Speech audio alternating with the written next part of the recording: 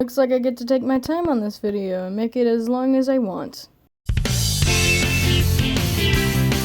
Before we talk about the series itself, let's talk about this. Do I smell food?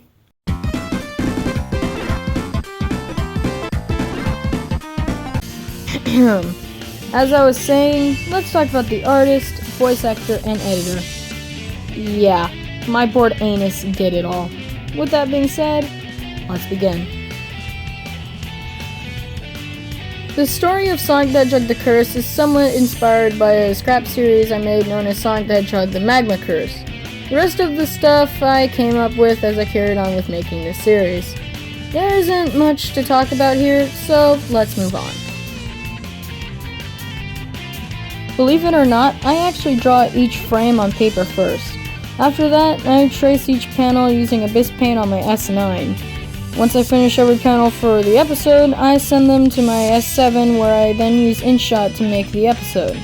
Some dialogue is changed, and in most cases, frames get scrapped altogether.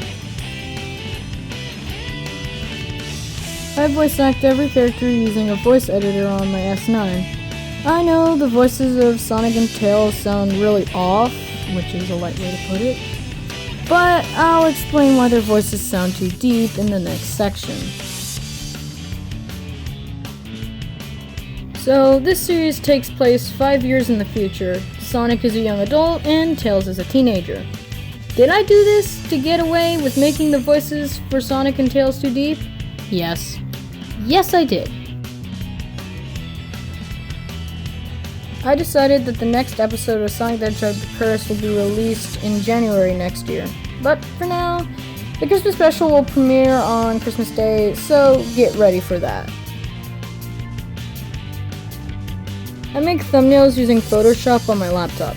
Heck, I even used Photoshop to make these PNGs of art, which took me freaking forever, by the way.